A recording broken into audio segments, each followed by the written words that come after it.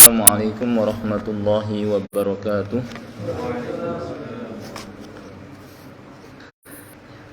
Alhamdulillah, nahmaduhu wa nasta'inuhu wa nastaghfiruh wa na'udzu billahi min syururi anfusina wa min sayyiati a'malina. May yahdihillahu fala mudhillalah wa may yudlil fala hadiyalah. Wa asyhadu an la ilaha illallah wahdahu la syarikalah wa asyhadu anna Muhammadan abduhu wa rasuluh la nabiyya wa la rasula ba'dah. Allahumma salli wa sallim ala nabiyyina Muhammad wa ala alihi wa sahbihi wa man tabi'a hudah ila yaumil qiyamah, amma ba'd. Pertama kita panjatkan puja dan puji syukur kehadirat Allah Subhanahu wa taala yang tidak henti-hentinya melimpahkan kepada kita semua nikmat-nikmatnya, terutama adalah nikmat Islam. Demikian pula nikmat taufik, dimudahkan kita oleh Allah Subhanahu wa taala untuk melangkahkan kaki kita menuju rumahnya, melaksanakan salah satu perintahnya, yaitu salat maghrib berjamaah, dan kemudian kita menyempatkan hadir di majlis ta'lim. Salawat dan salam tidak lupa kita sampaikan kepada Nabi kita Nabi Muhammad sallallahu alaihi wasallam, kepada keluarganya, para sahabatnya, dan orang-orang yang mengikutinya hingga hari kiamat.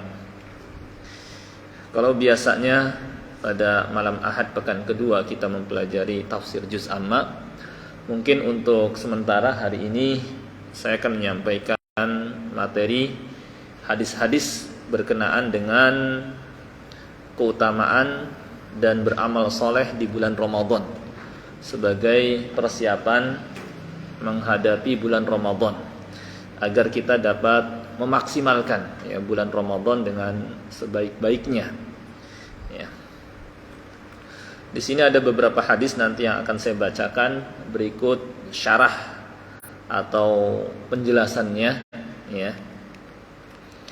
Kalau di blog itu ada di menu hadis, kemudian di situ ada pembahasan fadilah atau keutamaan atau hadis-hadis,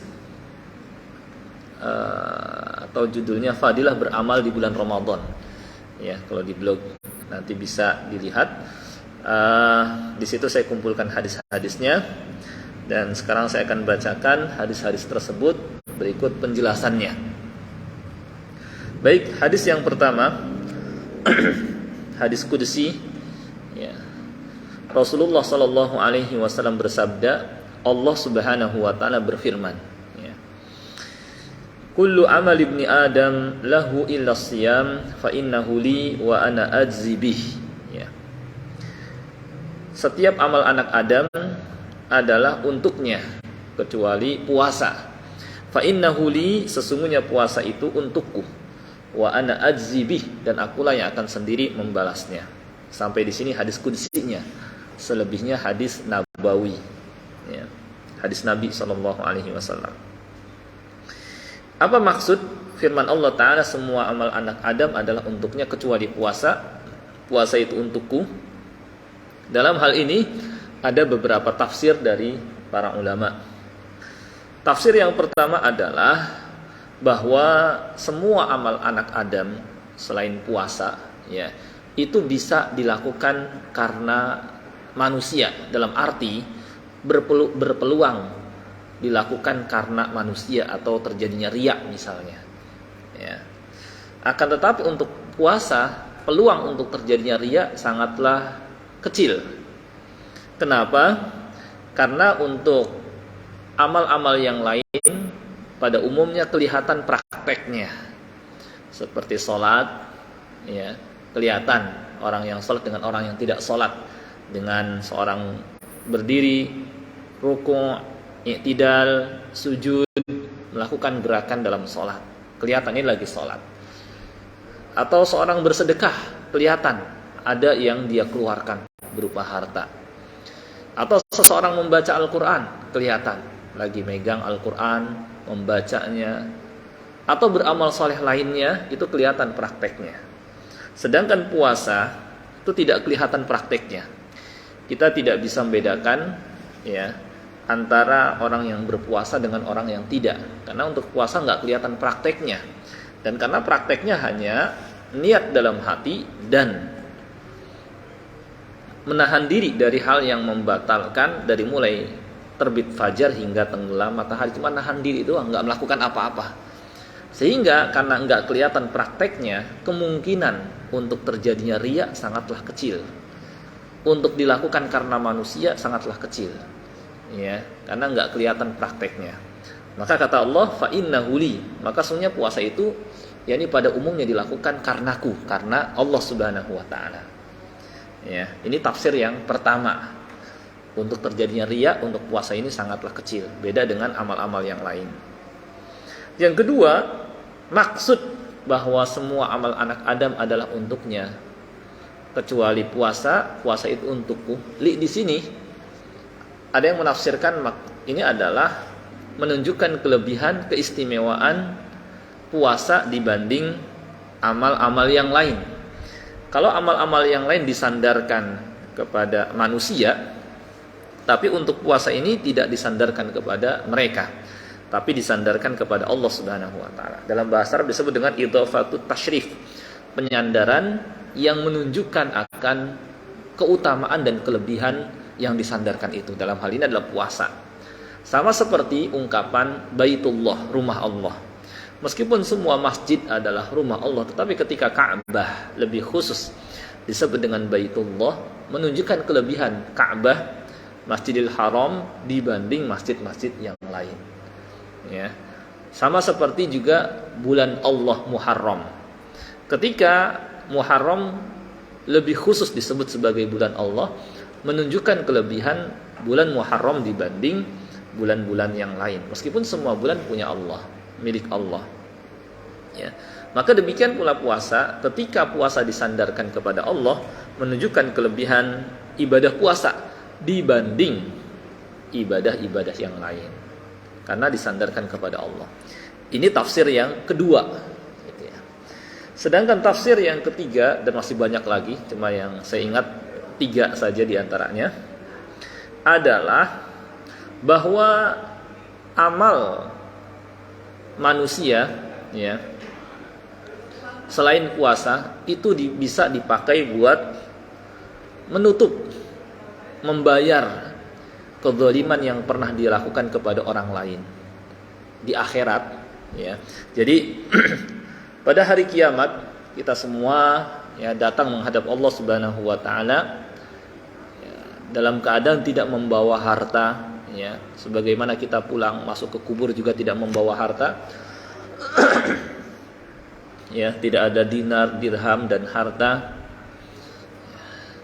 Ketika seseorang punya kezaliman kepada orang lain, entah berupa pernah ngambil hak orang lain, entah pernah merendahkan, menghina kehormatan orang lain, ya, entah pernah menganiaya orang lain, ya. Pada hari kiamat seseorang tidak membawa harta, sehingga karena nggak ada harta, dia nggak bisa menutupi, membayar kezaliman yang dia lakukan kepada orang lain, ya, dengan harta, karena nggak ada harta. Yang ada ketika itu adalah amal soleh. Ya, dia punya amal apa? Sholatkah, sholat sunnah, zakat, ya, sedekah, kemudian juga ibadah-ibadah yang lain. Ya, maka dari amalnya itu akan diambil untuk menutup dan membayar kezaliman yang dia lakukan kepada orang lain. Diambillah dari pahala sholatnya, diambillah dari pahala zakatnya, sedekahnya, dan ibadah-ibadah yang lain untuk menutupi dan untuk membayar kezaliman yang dia lakukan terhadap orang lain. Sehingga kalau kezalimannya banyak, orang yang dizalimi banyak, sedangkan amalnya istilahnya sedikit, ya, bisa habis, diambil semuanya, ya, kecuali puasa. Puasa ini tidak diambil, ya. Puasa ini tidak diambil dari seorang hamba.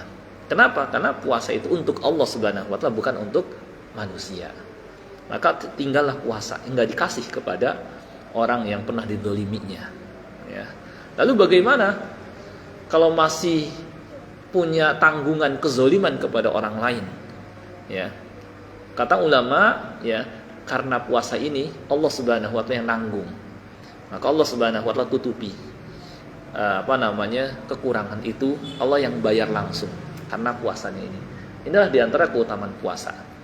Ya, Allah yang nanggung. Mungkin dia pernah melakukan kezaliman kepada orang lain, sudah diambil, habis amalnya tinggal puasa. Puasa ini ya nggak dikasih kepada manusia, tetapi untuk Allah Subhanahu wa taala, kemudian Allah yang membayarkan kezaliman. Inilah keutamaan puasa. Fa innahu li, ya. Maka akhirnya dibebaskanlah orang yang berpuasa ini karena sudah dibayarkan oleh Allah Subhanahu wa taala. Ini tafsir yang ketiga, dan masih banyak tafsir-tafsir yang lain kalau kita lihat kitab-kitab syarah hadis, ya. Selanjutnya kata Allah, wa ana ajzi bih, akulah yang akan sendiri membalasnya. Ya. Apa maksud akulah yang akan sendiri membalasnya? Pernyataan ini, ya, ketika tidak disebutkan balasannya apa, bentuknya apa, kata ulama menunjukkan akan besarnya balasan dan pahala yang Allah persiapkan, ya, yang Allah Subhanahu wa taala siapkan, sediakan buat mereka yang berpuasa, karena akulah yang akan sendiri membalasnya, ya. Dan kita tahu Allah Subhanahu wa taala Ghani, Maha Kaya, Dzul Fadlil Azim, memiliki karunia yang besar. Maka ketika Allah menyatakan akulah yang akan membayarnya, maka balasan dari Allah Subhanahu wa taala sangat-sangat besar, enggak tanggung-tanggung. Seperti misalnya ada orang kaya, berharta, ya, dia minta kepada tukang, tolong buatkan buat saya rumah yang bagus, yang rapih, yang menarik, yang layak, ya. Tenang aja, nanti akhir bulan saya akan kasih.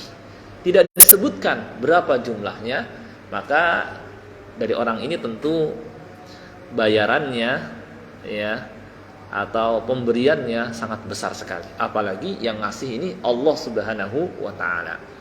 Ya, ketika Allah sudah mengatakan akulah yang akan sendiri membalasnya, menunjukkan besarnya pahala yang Allah Subhanahu wa taala persiapkan buat mereka yang berpuasa. Kalau sedekah saja Allah lipat gandakan, ya, sampai menjadi kelipatan yang banyak, seperti dalam Al-Qur'an, mathalul ladina yunfikuna amwalahum fi sabilillahi kamathali habbah. Perumpamaan orang yang menginfakkan hartanya di jalan Allah seperti sebutir biji. Ambatat sab'a sanabil. Yang biji ini kemudian menumbuhkan 7 tangkai. Yang kemudian fi kulli sumbulatin mi'atu habbah, ya. Sedangkan pada setiap tangkai ini, ya, mengeluarkan 100 mi'atu habbah, 100 biji lagi, ya, 100 butir lagi, ya. Satu menjadi, ya, sampai 700, karena dari satu butir ini Allah Subhanahu wa taala tumbuhkan 7 tangkai, dan setiap tangkainya ada 100.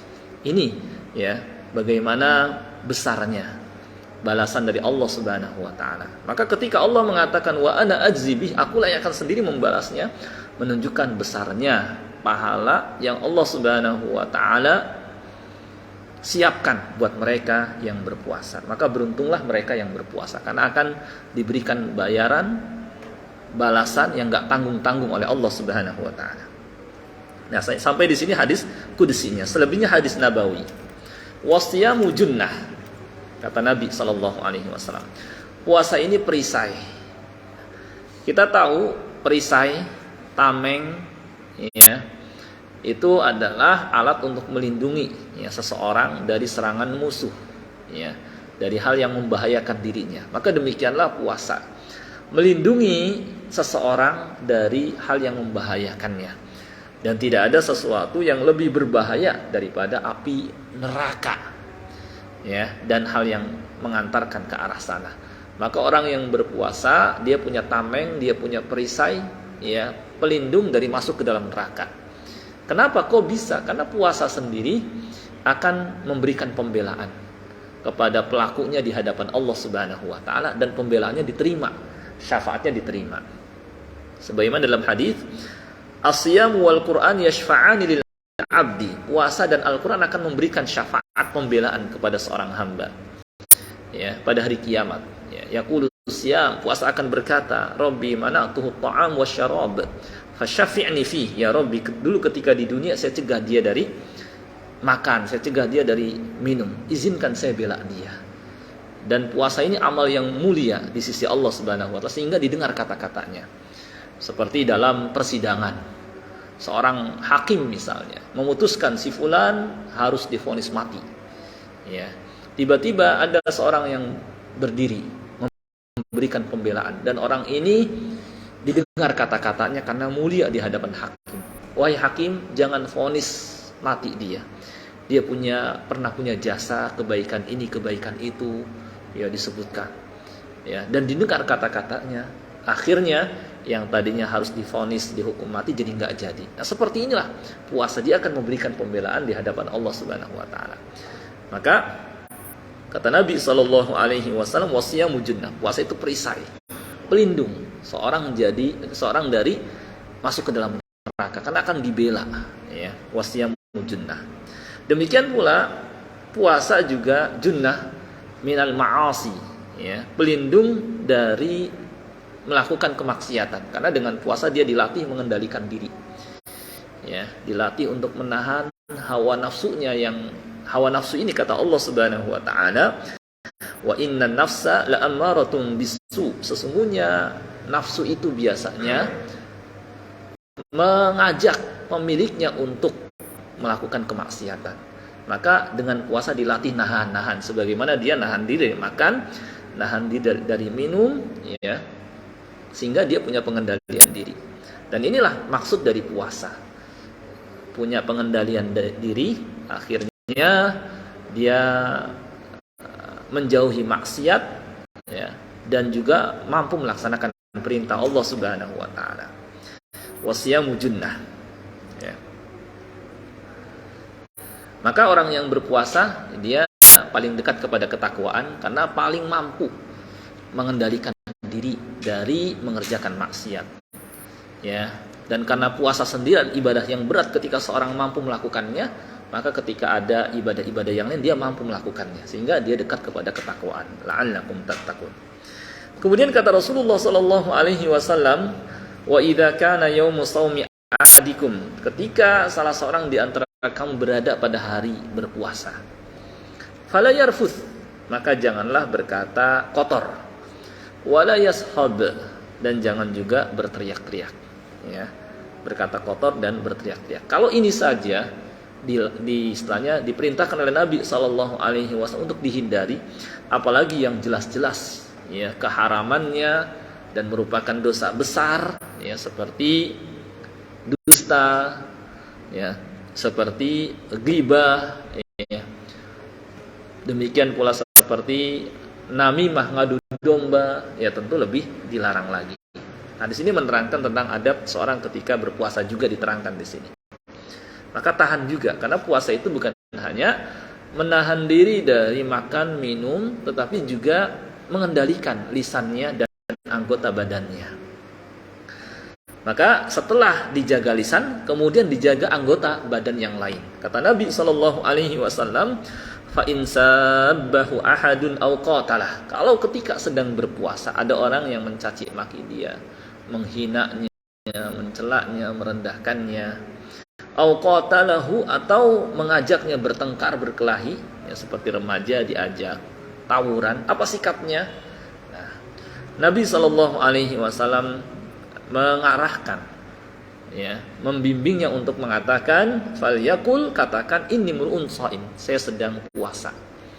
Perkataan ini, ya, pernyataan ini membuat buat seseorang yang mengatakan istilahnya menahan diri, dan membuat orang yang disampaikan kalimat ini berpikir lagi, pantas enggak orang yang lagi puasa, ya, diajak membalas caci makian. Pantas enggak orang yang lagi puasa meladeni ajakan untuk bertengkar, berkelahi, tawuran. Ya, cukup dengan kalimat saya lagi puasa. Saya lagi puasa. Nah, itu sudah cukup kalimat ini. Ya. Maka Nabi SAW hanya mengajarkan, udah katakan aja, bilang saya lagi puasa. Ya. Jadi saya bukan, sebenarnya nggak pantas saya membalas ya caci makian ataupun meladeni ajakanmu untuk bertengkar, untuk berkelahi, ya. Kemudian Nabi Shallallahu Alaihi Wasallam bersabda, "Walladzi nafsu Muhammadin biyadih, demi Allah yang nyawa Muhammad Sallallahu Alaihi Wasallam di tangannya. La khulufu famis shaim atyabu indallahi min rihil misk." Sungguh bau mulut orang yang berpuasa, ya, lebih wangi di sisi Allah dari wanginya minyak kasturi pada hari kiamat. Ya, pernyataan ini terdapat busyra atau kabar gembira buat orang yang berpuasa. Kalau ketika berpuasa mulutnya bau, dan itu sudah maklum ya, maka jangan khawatir bahwa nanti bau mulut kita akan berubah pada hari kiamat menjadi sesuatu yang sangat-sangat wangi, melebihi wanginya minyak kasturi nanti pada hari kiamat, ya, mengeluarkan aroma yang sangat-sangat wangi. Jadi jangan khawatir, ya. Hiburan dan kabar gembira. Kemudian Nabi Shallallahu Alaihi Wasallam juga menerangkan akan keutamaan dari berpuasa. Lisaimi farhatan, bagi orang yang berpuasa ada dua kegembiraan. Yafrahuhuma, di mana dia bergembira pada keduanya, kedua hal tersebut. Kapan? Idza aftara, pada saat berbuka. Ya, siapapun orang yang berpuasa, ya, pasti ketika berbuka dia gembira. Ya, kenapa? Karena sebelumnya dia lapar, sebelumnya dia haus, kemudian dihidangkan makanan, dihidangkan minum, apalagi kalau ya makanan dan minum yang dihidangkan pun makanan yang enak, yang biasa saja dia pun gembira, apalagi yang enak-enak yang dihidangkan, tentu lebih gembira lagi. Maka demikian pula sebagaimana dia bergembira ketika di dunia, ketika berbuka, maka demikian pula nanti saat menghadap Allah Subhanahu wa taala, orang yang berpuasa juga akan gembira karena puasa yang dilakukannya. Dia membawa amal yang sangat menguntungkan sekali, yang membelanya, yang menyelamatkannya dari api neraka, ya. Dia akan gembira karena membawa amal yang sangat mulia di sisi Allah Subhanahu wa taala, didengar syafaatnya, ya, menjadi tirai, menjadi tameng, menjadi perisai dari masuk ke dalam neraka, pelindungnya, ya. Maka dia gembira sekali. Nah, inilah keutamaan berpuasa. Hadis berikutnya tentang keutamaan puasa, Rasulullah Shallallahu Alaihi Wasallam bersabda, "Man shoma Ramadhana imanan wahtisaban, ghufira lahu ma taqaddama min dzambih." Barang siapa yang berpuasa Ramadan karena iman, ya, dan mengharap pahala, maka akan diampuni dosa-dosa yang telah lalu. Hadis ini menerangkan akan keutamaan, di antara keutamaan puasa Ramadan, bahwa dosa-dosa seseorang akan terampuni, akan diampuni. Tentunya ketika dia berpuasa, pendorongnya adalah imanan wahtisaban, karena iman, lillah, karena Allah Subhanahu wa taala, karena melaksanakan perintahnya, ingin mendapatkan keridhaannya, ya, ingin kedudukannya semakin tinggi, dekat dengan Allah Subhanahu wa taala, ya, ingin juga ihtisaban, mendapatkan pahala dari Allah Subhanahu wa taala, barulah ya hasilnya adalah akan diampuni dosa-dosanya yang telah lalu. Ya, sehingga nanti kalau meninggal dunia karena sudah terampuni dosa-dosanya, ya kubur akan menjadi tempat istirahatnya, dia nggak disiksa lagi, baik di dunia maupun di akhirat, ya. Mafhum atau istilahnya konsekuensi dari kebalikan, mafhum mukhalafah dari hadis ini, kalau pendorong seorang berpuasa bukan karena iman dan ihtisab, bukan lillah, maka dia nggak dapatkan keutamaan ini. Misalnya dia berpuasa karena ikut-ikutan, habis orang-orang banyakkan pada puasa, akhirnya saya puasa. Atau misalnya pendorong seorang berpuasa karena ya jaga image, ya, karena dia ingin dapat penghormatan di masyarakat, akhirnya dia berpuasa, maka dia nggak dapatkan keutamaan ini. Atau misalnya seorang berpuasa karena ingin dapat suara, ya, saya kalau sampai nggak berpuasa, kalau nanti ada pemilihan saya mungkin nggak dapatkan suara, ya. atau dia berpuasa karena ingin dicintai oleh orang-orang. Ya, pokoknya bukan lillah tapi linnas, ya, karena manusia. Waktu seperti ini tidak mendapatkan keutamaan ini. Ya, atau dia takut celaan manusia. Apa kata orang kalau sampai saya nggak berpuasa? Maka dia nggak dapatkan keutamaan ini.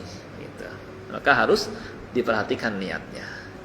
Hadis berikutnya, Rasulullah Shallallahu Alaihi Wasallam bersabda, "Atakum syahru Ramadan, syahrun mubarak, faradallahu alaikum siyamah, tuftahu fihi abwabus sama, wa tughlaqu fihi abwabul jahim, wa tughallu fihi maradatus syayatin. Fihi lailah hiya khairu min alfi syahr, man hurima khairuha faqad hurim." Telah datang kepada kalian bulan Ramadan, bulan yang penuh dengan keberkahan. Maksudnya banyak kebaikan di bulan tersebut dan kebaikan dilipat gandakan. Tidak seperti pada bulan-bulan yang lain. Amal soleh dilipat gandakannya melebihi biasanya. Itu mubarak artinya.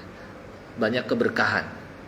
Faradallahu alaikum siyamah, Allah mewajibkan kepada kalian berpuasa pada bulan Ramadan. Hukumnya wajib. Tuftahu fihi abwabus sama, pintu langit, dalam bahasa riwayat pintu surga, ya, dibuka, ya.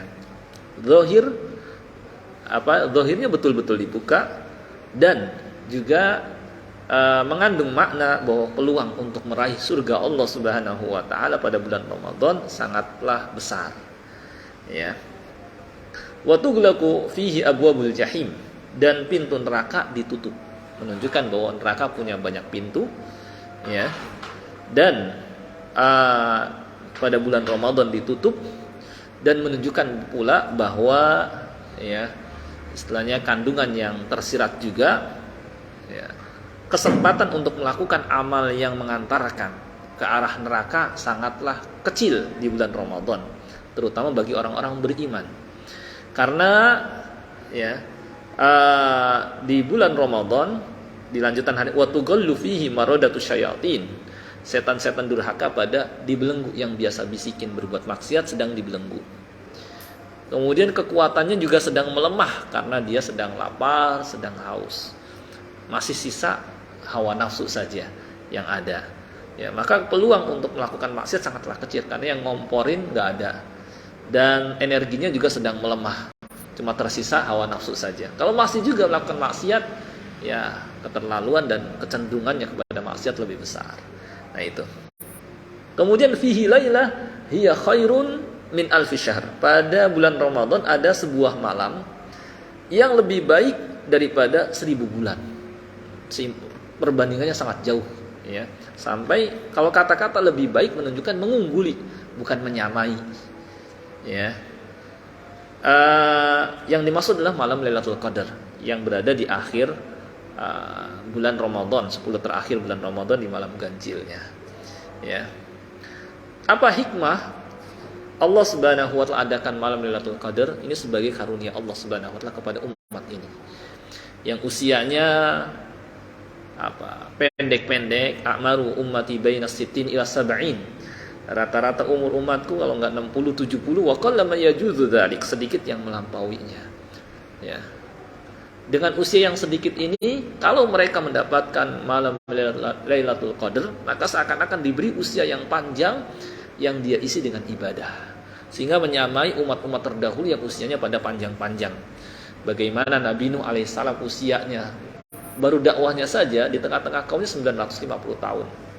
Kata Allah di surah Al-Ankabut, "Walaqad arsalna Nuhan ila qaumih falabitha fihim alfa sanatin illa khamsina 'ama." Sungguh kami telah mengutus Nuh ke tengah-tengah kaumnya dan dia tinggal mendakwahi mereka selama 950 tahun, kata Allah dalam Al-Qur'an. Berarti usia orang dulu panjang-panjang, ya. Itu baru dakwahnya saja, belum ketika belum diangkat menjadi nabi. Jadi berapa usianya? Kalau orang udah diberi usia sampai 900 tahun saja, dia tahu 200 tahun yang lalu keadaan Indonesia seperti apa, 300 tahun yang lalu seperti apa, 400 tahun yang lalu seperti apa, ya 500 tahun yang lalu seperti apa, ya.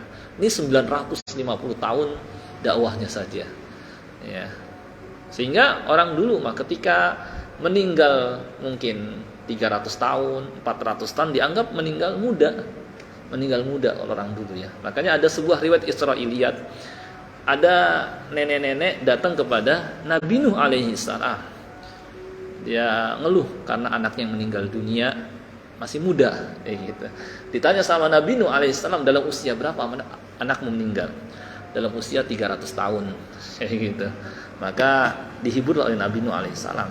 Nanti setelah kita ada kaum, ada umat yang usianya cuma 60 sampai 70-an, gitu ya.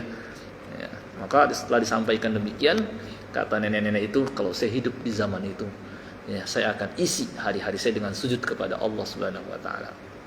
Nah, ini ya. Maka dengan dikasih Lailatul Qadar seakan-akan diberi usia yang panjang. Maka kata Nabi sallallahu alaihi wasallam, man hurima khairuha faqad hurim. Siapa yang terhalang dari memperoleh kebaikan, keutamaan malam Lailatul Qadar dan bulan Ramadan secara umum, dia orang yang malang, kasihan sekali. Padahal kesempatan sampai di bulan Ramadan beramal soleh itu kesempatan besar untuk pulang menghadap Allah dengan bawa banyak bekal. Kita tahu perjalanan setelah kematian perjalanan yang sangat-sangat panjang. Orang yang dikubur ada yang sudah puluhan tahun, ada yang sudah ratusan tahun, bahkan ada yang ribuan tahun perjalanan yang panjang. Tentu untuk perjalanan yang panjang ini butuh bekal yang sebanyak-banyaknya. Dan itu bisa diperoleh, diraih dengan kita memaksimalkan bulan Ramadan, termasuk memanfaatkan malam Lailatul Qadar. Ya. Baik, hadis berikutnya, kayaknya nggak kesampaian semua dibacain. Ini sebenarnya sih nggak banyak. Kalau di blog itu cuma berapa? Kalau di sini di tulisan saya di Word ini cuma 4 halaman. Cuma kepanjangan syarahnya jadinya baru 1 halaman udah mau isya nih. Nggak apa-apa, sedikit lagi deh. Hadis berikutnya, ancaman meninggalkan puasa Ramadan. Dalam hadis Abu Umamah Al-Bahili radhiyallahu anhu, Rasulullah sallallahu alaihi wasallam bersabda, "Baina ana naim." Saat saya sedang tidur, ya. Beliau bermimpi atani rajulan, didatangi oleh 2 orang. Fa akhadha bi dhabu'i, lalu memegang lengan beliau, mengajak beliau. Fa ataya bi jabalan wa'ra, lalu kemudian membawaku ke sebuah gunung atau bukit yang sulit dinaiki. Faqala, keduanya mengatakan is'ad, naiklah. Fakultu, aku menjawab, inilah utiku, saya enggak bisa naik ke atas. Faqala, keduanya mengatakan inna sanusahiluhu lak, kami akan mempermudah, membantumu untuk naik ke atas itu, ke atas bukit, ya. Fasa'idtu, aku pun bisa naik. Hatta idza kuntu fi sawa'il jabal, ketika aku berada di tengah bukit, idza bi aswatin syadidah, maka terdengarlah suara keras jeritan, orang disiksa, ya, teriak. Qultu, aku bertanya, ma hadhil aswat, suara apa ini? Qalu, kedua orang yang membawaku mengatakan, hadza awa ahli nar, inilah teriakan penghuni neraka, menjerit, ya. Famantalaqa bi, kemudian keduanya mengajakku. Fa idza, tiba-tiba saya menemukan, ana biqaumin mu'allikina bi araqibihim musyaqqaqah ashdaquhum, saya menemukan orang-orang yang digantung dengan kaki di atas, kepala di bawah, dan rahangnya robek, mengucurkan darah. Ya, sama seperti ketika kita lihat kambing dikulitin pada saat Idul Adha. Seperti itu. Kakinya di atas, cuma kalau kambing kan udah nggak ada kepalanya. Ini ada kepalanya cuma robek, wajahnya dan rahangnya, kemudian mengucurkan darah. Qala, qultu, aku bertanya, man haula, siapa mereka ini? Qala, keduanya mengatakan, alladzina yuftiruna qabla tahillati shaumi, mereka adalah orang-orang yang berbuka sebelum tiba waktunya. Sebelum tiba waktunya, ya, maghrib pada buka. Puasa mungkin cuma berapa saat kemudian berbuka.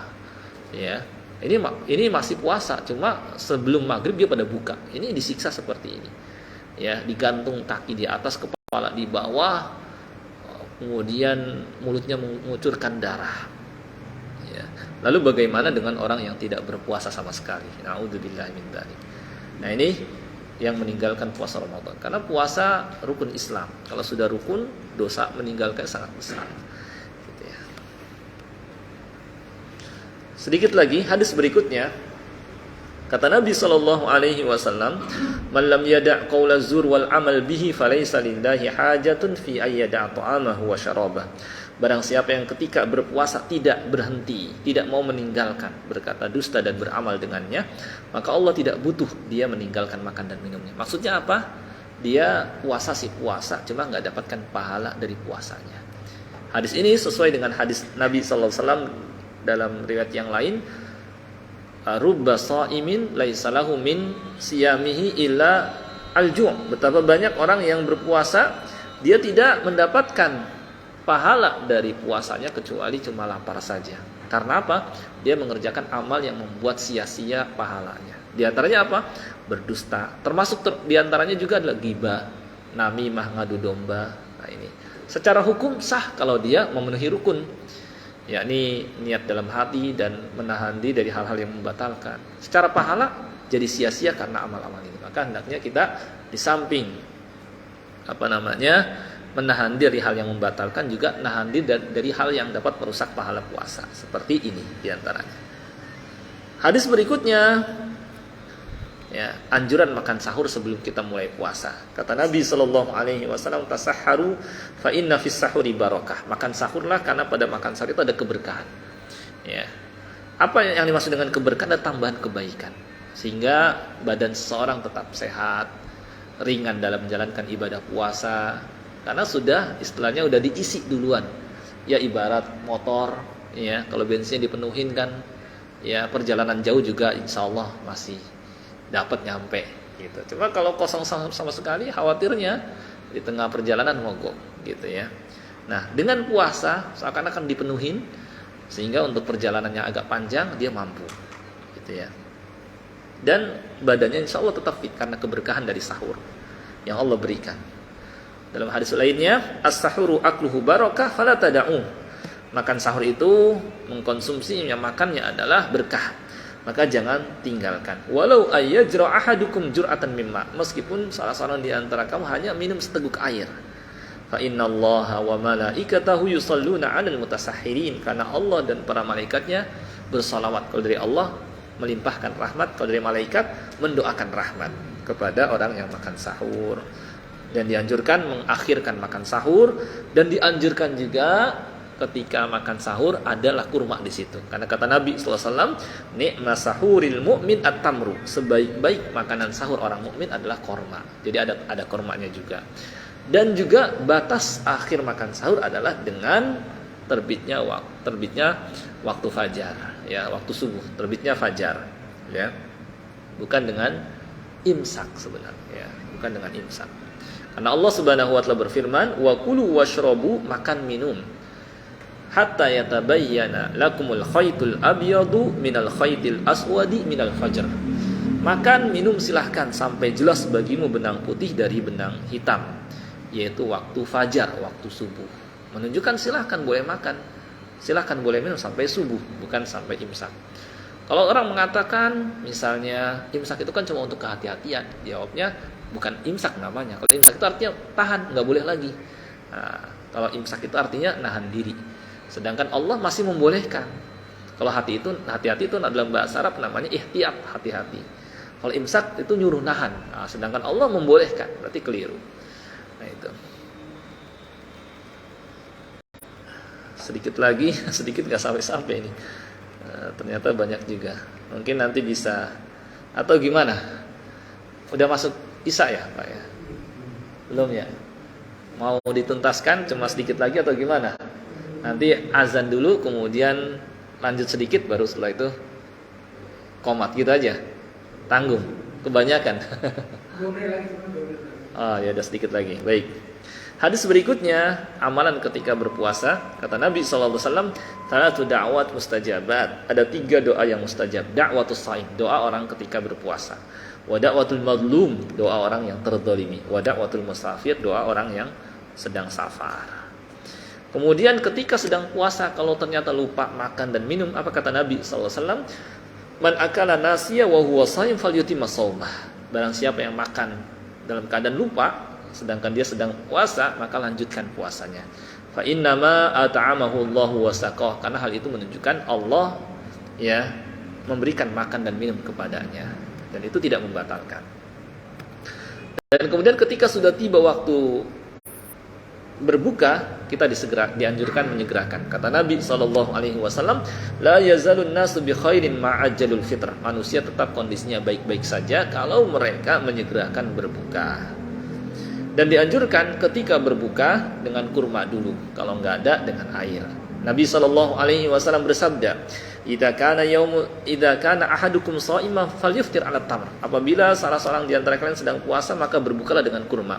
Fa illam yajid tamr fa'al ma fa innal ma tahur. Kalau enggak temukan kurma, maka dengan air, karena air itu sebagai pembersihnya, penyucinya.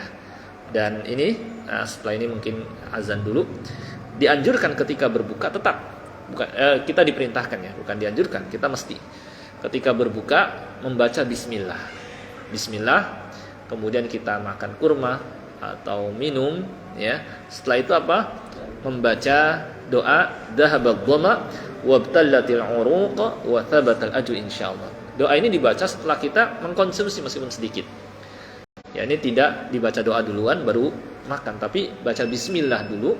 Kemudian setelah kita makan ya, barulah kita baca dhahabadh dhama, karena artinya seperti ini. Telah hilang rasa haus, ya kalau misalnya kita baca doa ini belum, nggak sesuai. Maka yang sesuai adalah kita baca bismillah, makan atau minum, setelah itu baru baca doa ini dhahabadh dhama wabtallatil uruq wa thabatal ajru insyaallah. Telah hilang rasa haus, telah basah tenggorokan, dan semoga pahala tetap didapat. Baik, ini tinggal mungkin 3-4 hadis lagi, mungkin setelah azan bisa dilanjutkan sedikit saja, setelah itu baru mungkin qomat. Silakan.